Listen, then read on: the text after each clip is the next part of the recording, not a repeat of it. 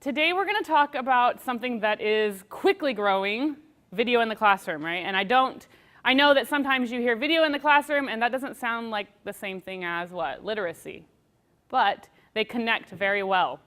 And the more our kids get devices and mobile devices in their hands, the more they're learning to communicate through technology versus our pen and paper, textbooks, anything like that. So, how do students communicate today? Think about that. Your students that you see every day, how do they communicate? Over here? Body language in class. Body language in class, okay, good. Texting. Social media. Now when you say texting, what do you mean?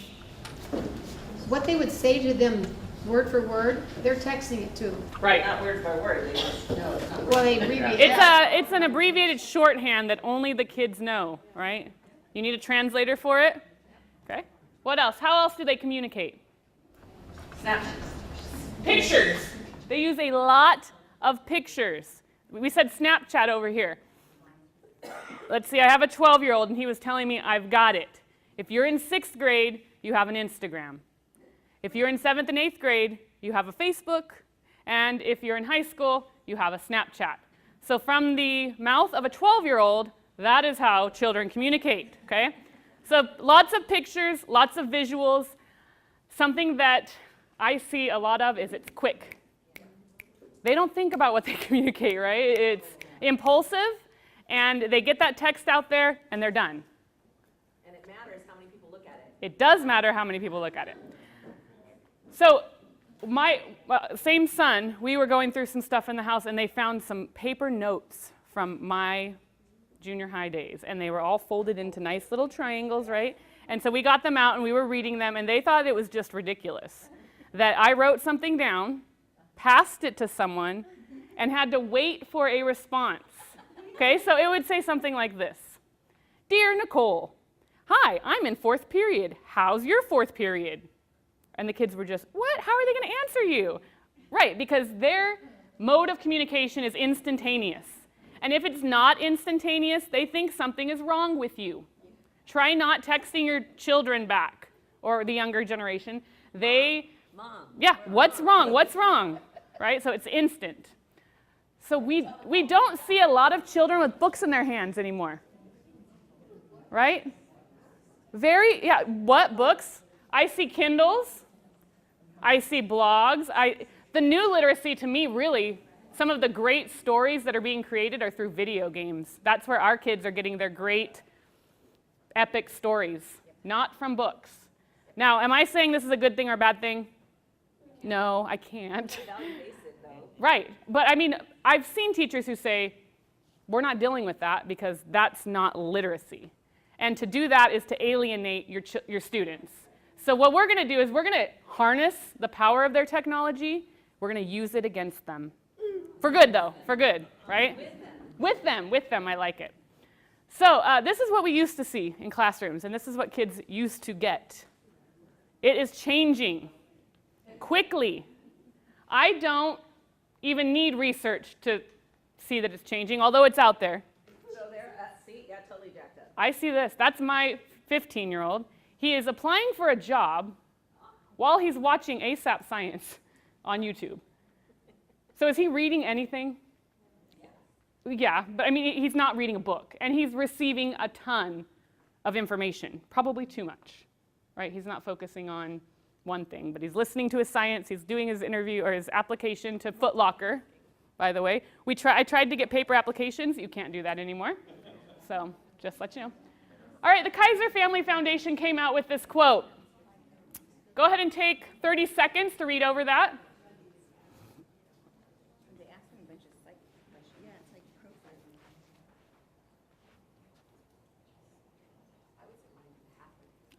I would agree.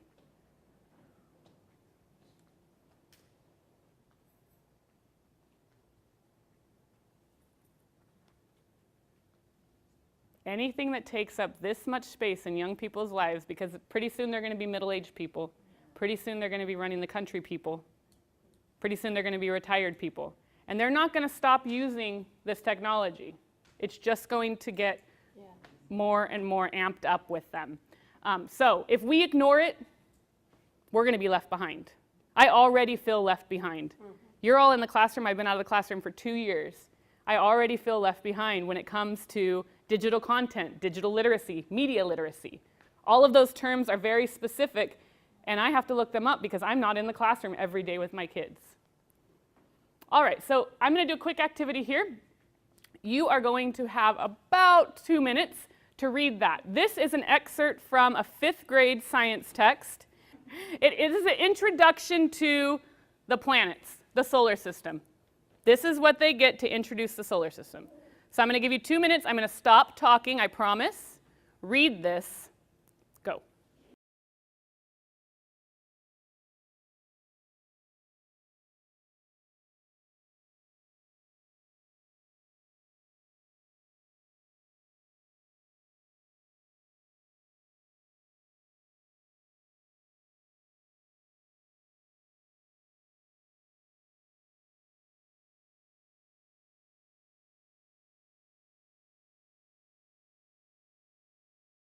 All right, I now want you to get out a piece of paper, or if you'd rather use your Chromebook, that's fine too.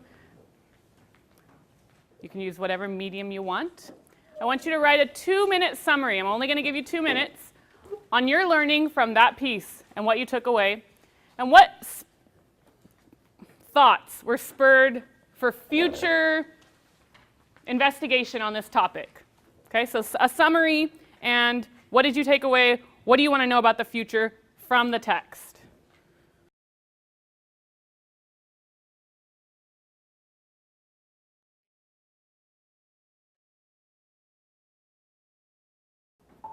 All right, pencils down.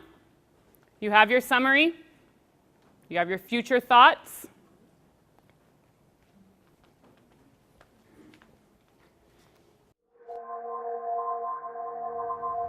The moon is what got me interested in geology, so that's always been my first love.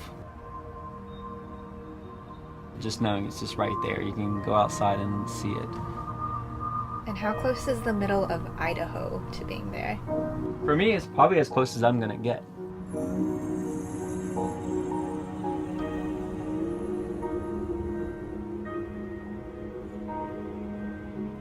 There's a lot of evidence that Venus, Mercury, Earth, and Mars, and also the moon, when they first formed, were very similar to each other. All right, I want you to do the same thing. You're going to write a 2-minute summary on your learning from this piece and what it spurred in the way of future learning and thought. 2 minutes, on your mark, get set, write.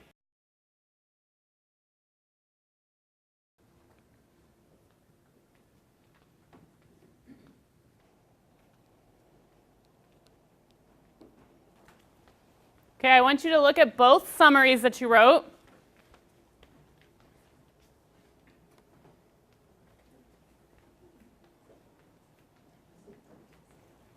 Think in the terms of literacy and think about the differences between both mediums that you took in, that you received.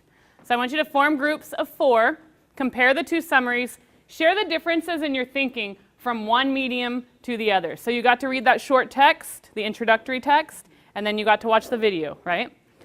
Talk about your differences in the summary. Talk about your differences in thinking. Go.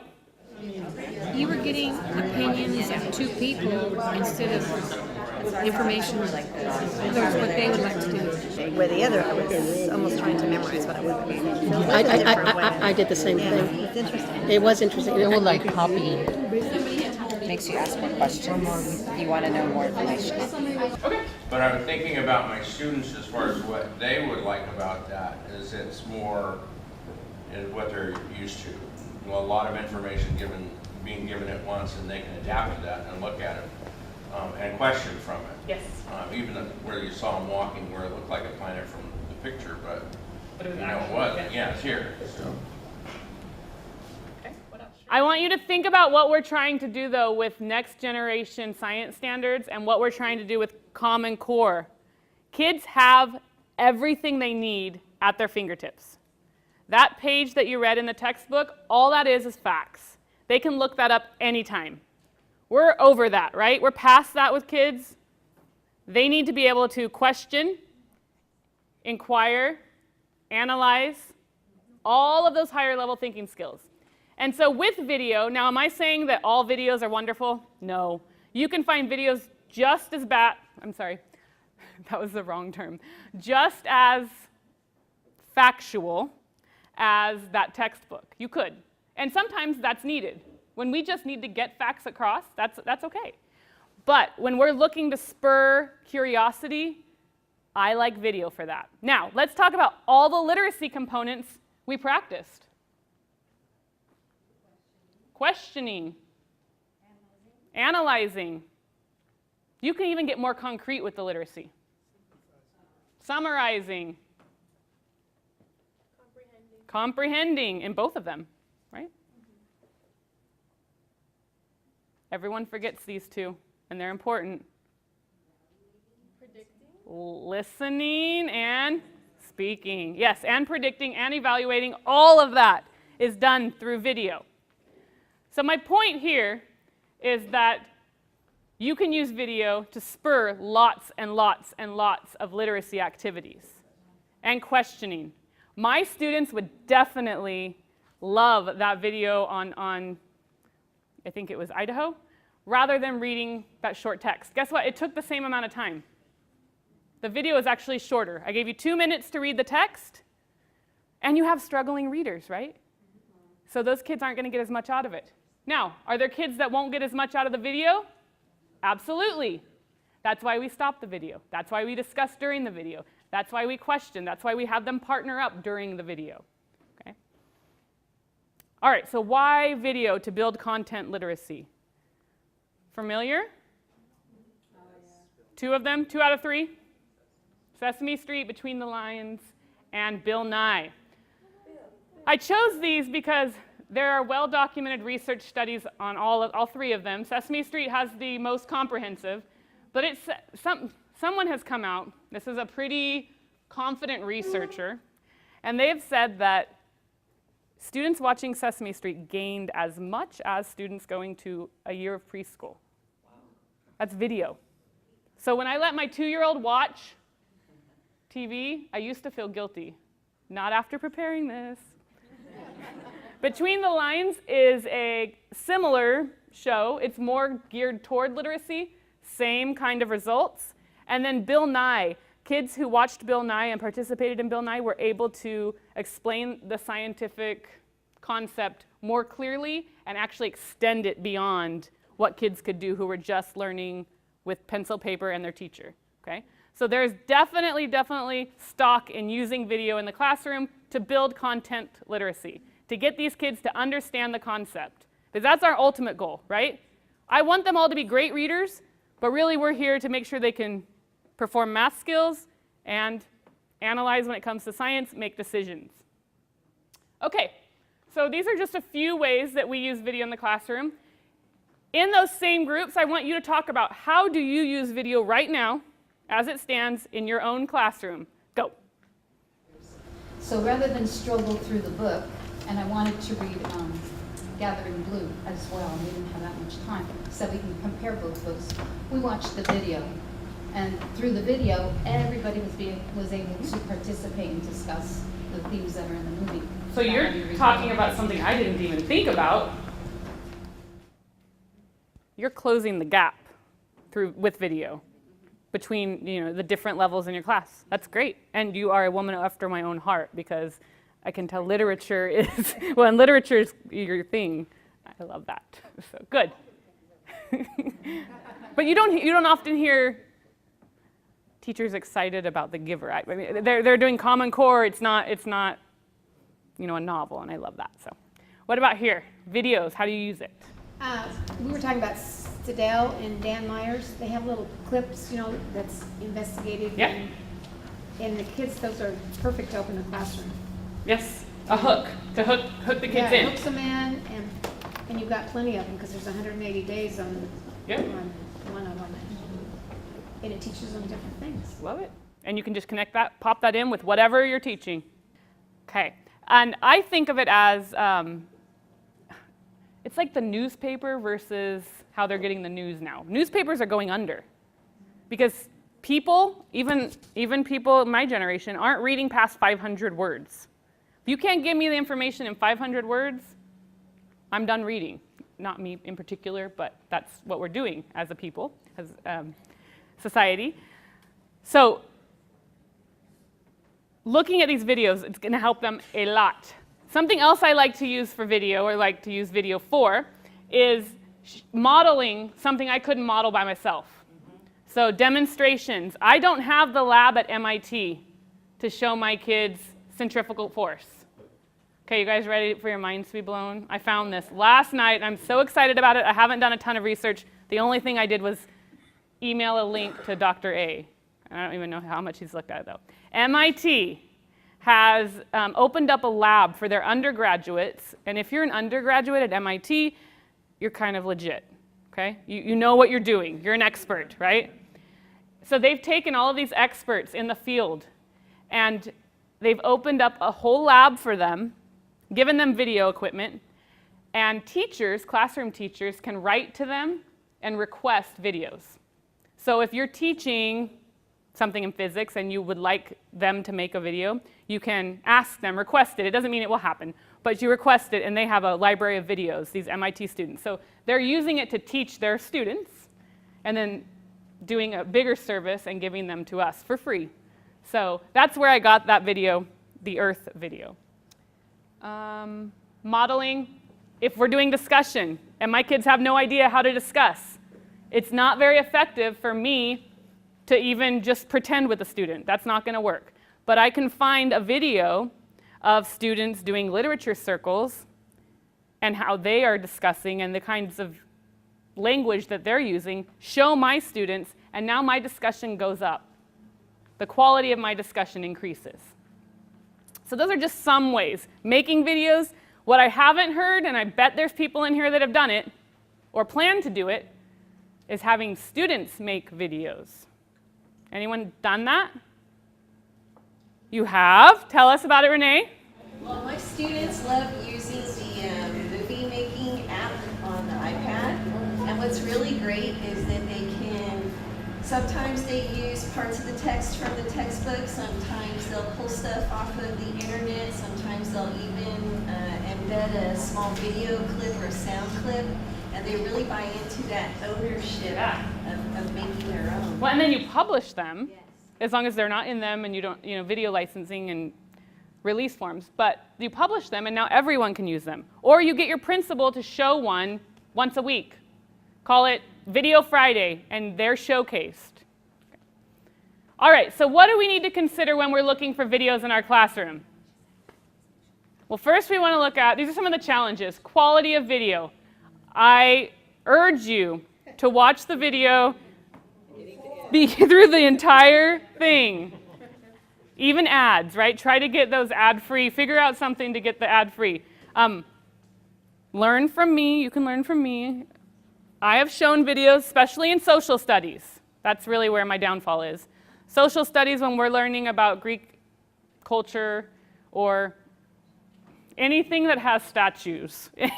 There are always people without clothes. And so 5th and 6th graders really like to pick up on that. So make sure that you're watching the videos before you do it. You give it out to the kids. Humor. Kids love humor. I love humor. It's fun to watch something that's funny. Can you find things that are funny and also help students inquire and learn? Yes. It's not as easy, but you can find it.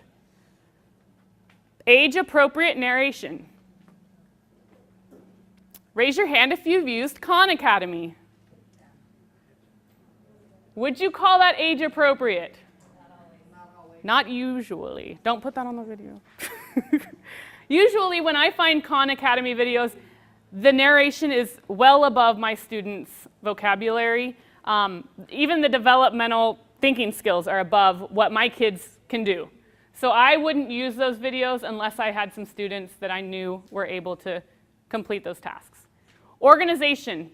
Is the video organized? There is a way to organize videos. Someone sat down with a storyboard and figured out how to organize it. If they didn't do that, your video is going to be all over the place.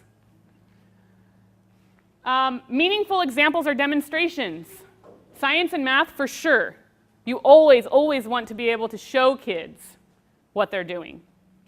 And then opportunity for engagement. Kids need to be able to engage with their media, with their reading, with anything. So I want you to form little groups and just talk about what two considerations do you think are the most difficult to deal with or to find? Okay? A video with which two are the most difficult to find? Okay? Go ahead. All right, what do we have? What do you guys think? What's the number one most difficult thing to find in a video? Age-appropriate narration. Age-appropriate narration. Okay? What else? Opportunity for engagement. Let's take a super low-tech poll. Ready? You're going to raise your hand. Only raise your hand one time. Who thinks that quality of video is the most difficult consideration to find? Okay, good. How about humor? Okay, good. Age-appropriate narration. All right. Developmentally appropriate thinking skills. Okay. Organization. Meaningful examples. Engagement. All right, we have different thoughts here. That's okay. I thought humor was the most difficult to find when you're looking at STEM videos. And then the one that we're going to address today is opportunity for engagement. We want our students engaged all the time, and I'm going to help you out here with some videos. It sounds like you guys are doing a really good job of using them in the classroom. We're going to take your video usage to the next level. You're really going to get something out of this. So how can we increase engagement with video in the classroom? Find someone who's wearing the same color as you, even if they're sitting next to you, that's okay. And talk to them. How will you increase engagement when using video? All right, so let's throw out some ideas. How are you going to increase engagement? Stop and go. So pause the video and question, right? That's what Harry Wong says to do. I read it in his book one day. Okay, what else? With science and math, I usually, when we have videos for those two things, I usually have a whiteboard in front of them, and when I pause it, I'll ask for them to do something, either predict what you think is going to happen next, write it down. So checking for understanding. What do you hear in the next, yeah. Throughout video. Love it. All right, what else? There's some worksheets that we found for Bill Nye. Okay, so follow up. Work? Good. Watch more than once. Yes, who said that? Replay. The beauty of video is you can put them on their one-to-one if they're absent or if they just need an extra 2 or 3 views, and they can view it on their own. And it doesn't take the entire class, okay? They can also back up if they just needed a small portion of it. For math and science, that's a dream. You know who else that's a dream for? Parents. Parents. They go home with math homework that they don't know how to do. And so now our parents are learning as well. Okay? For me, increasing engagement is sometimes not choosing the obvious. If we're going to talk about solar systems, the kids are going to automatically expect they're going to be watching a video about solar systems. They wouldn't expect you to be playing like a Geico commercial and then they stop and say, so how does this relate to what we're talking about? Okay, so what I hear from you is making connections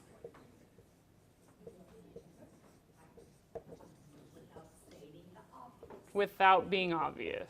I like that because it increases thinking, higher level thinking. Really stretch their minds.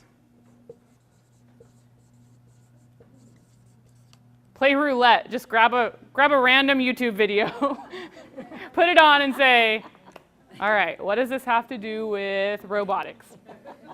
Now there's some connection they could make, right? It might stretch. I'm just kidding, don't really do that. That was a joke.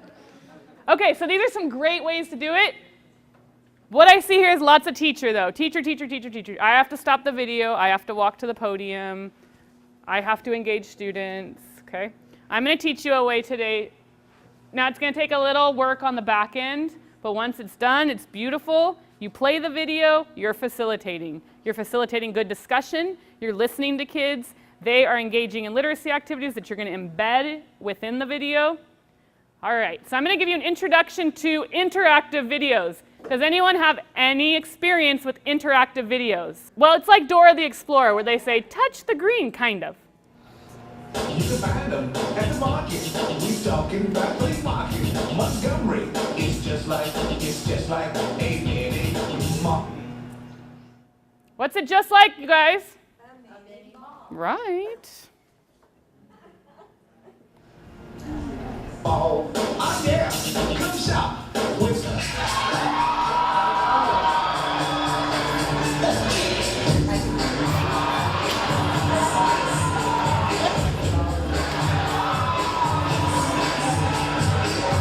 And to really engage you guys, everybody stand up. Just kidding, I'm kidding. This one's for Dr. A.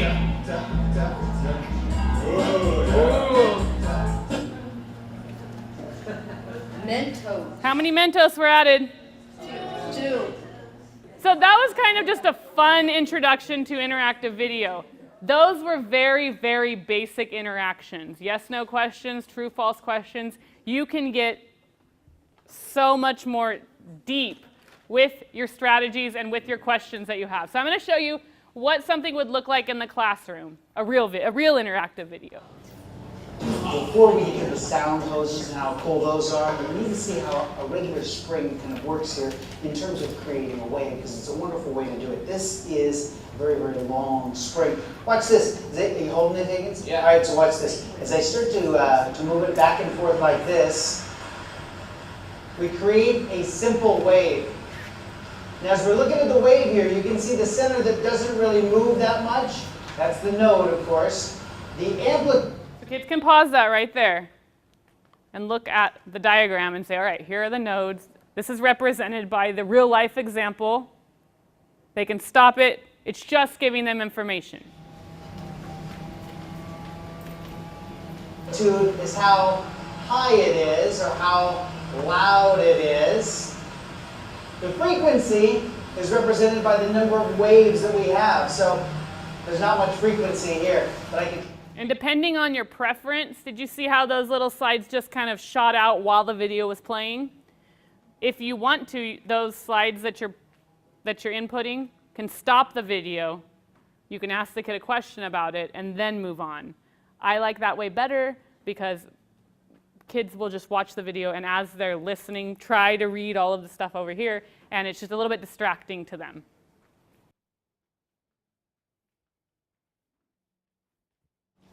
Change it like this. Now we have lots of frequency, we have multiple nodes, and I'm making it louder by increasing the amplitude. Raise your hand if you learned something just now. Yeah, me too. Okay, so here we have a question. Increasing the amplitude increases the volume. Decreasing the amplitude increases the volume. Increasing the frequency lowers the pitch. Decreasing the frequency lowers the pitch.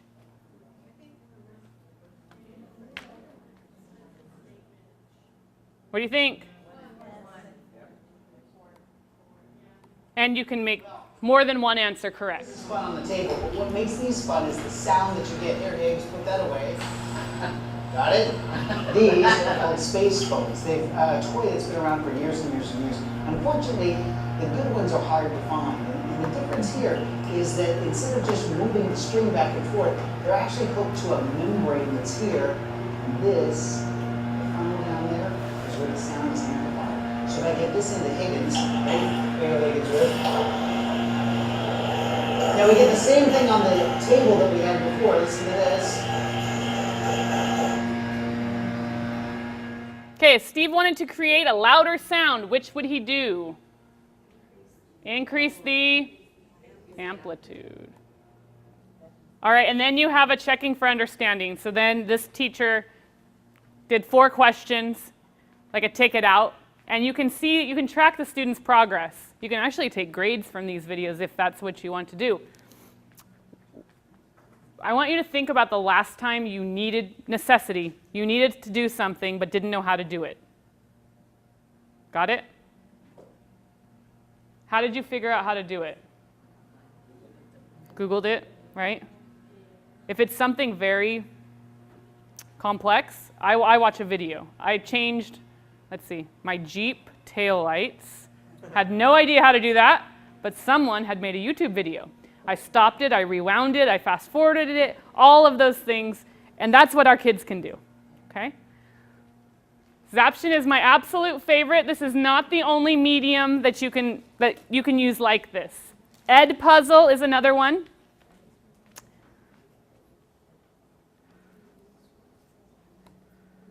Okay.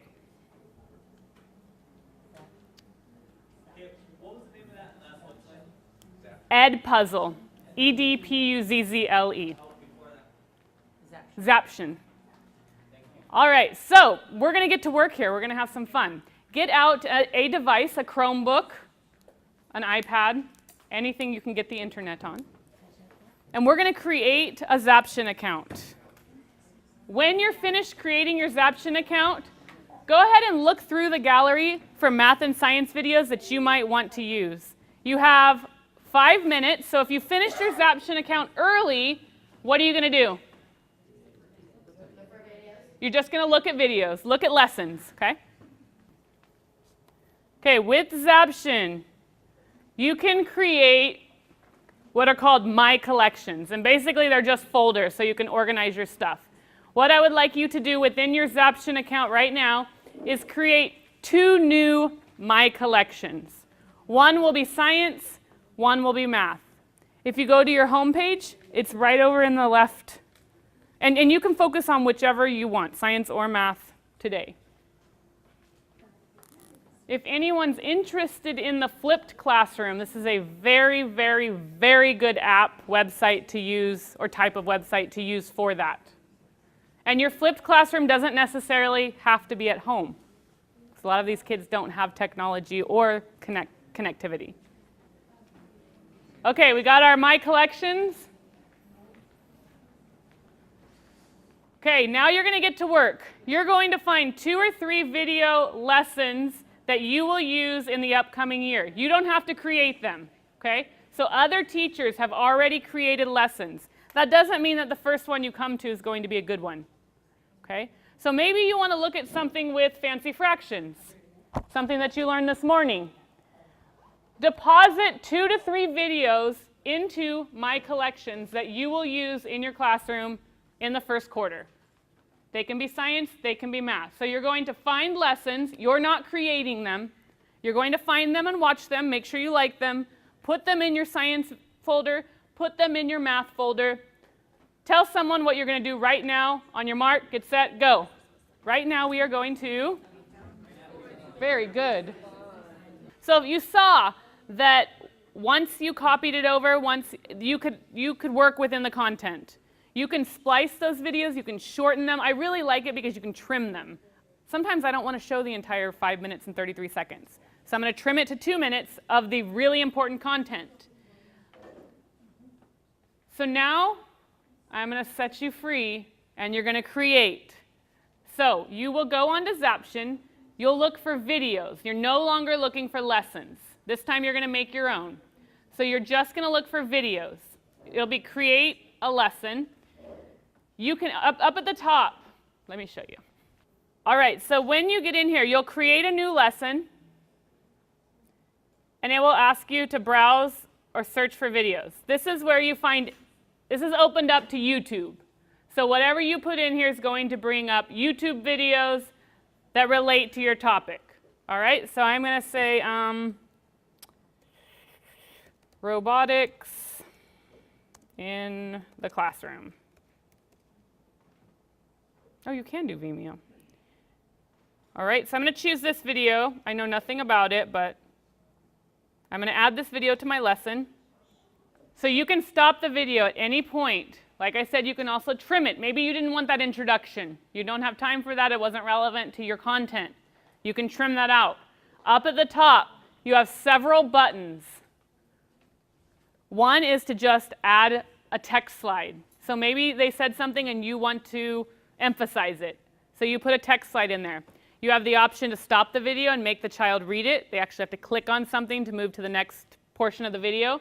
You can show the text to the side as the video continues to stream.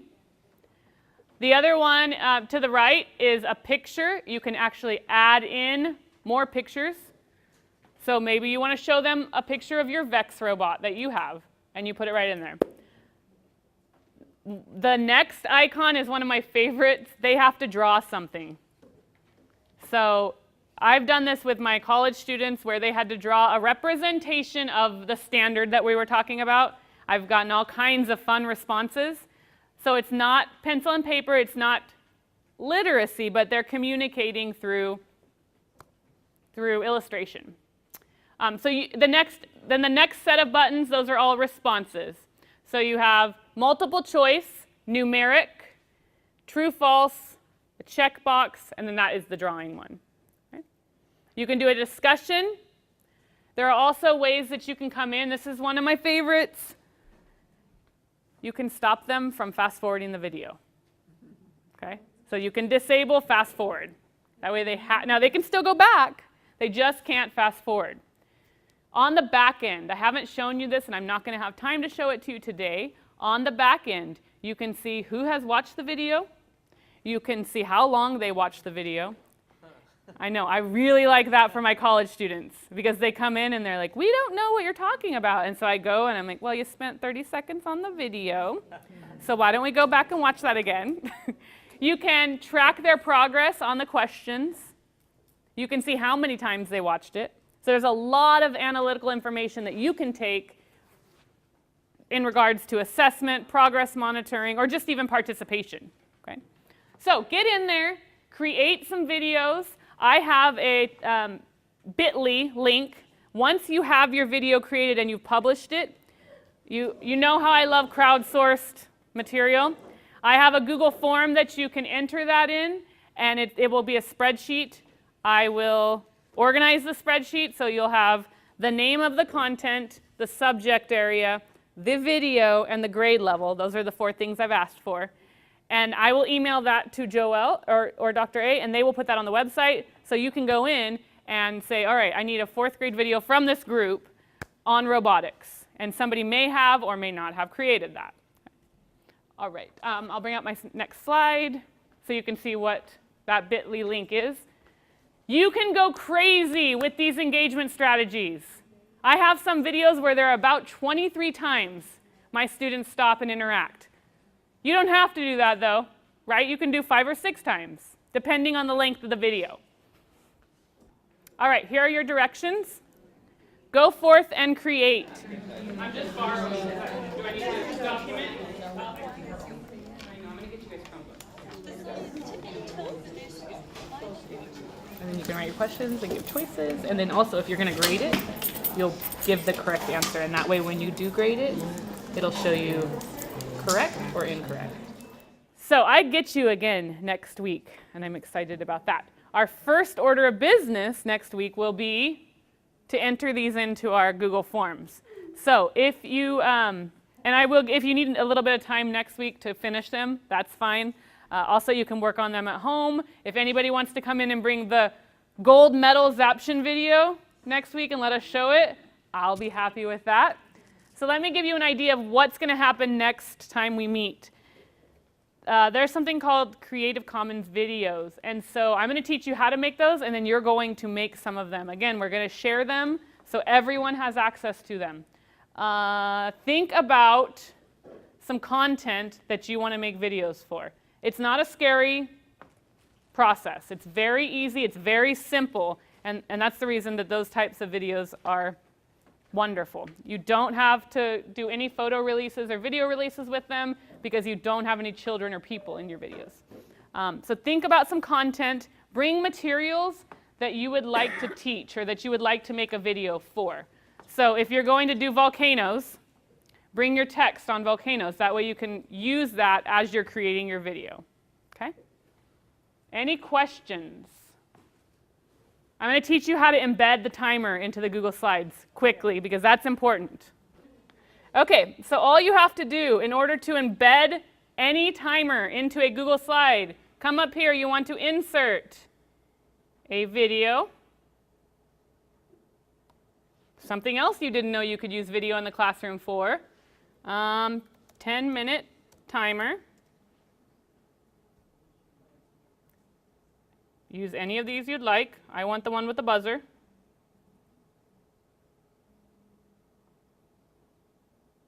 And there it is. So when your students are going to have time to partner, pair, share, or do an activity together, and you don't want to toggle in and out of the website, that's what I used to have to do. I used to have to go to one tab and then go back to the other tab. But now you can just present from your slide.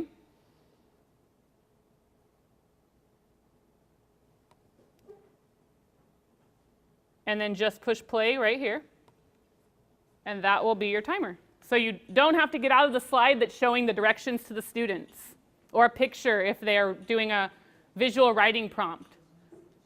That's a great takeaway. If you take that away from today, I'll be happy.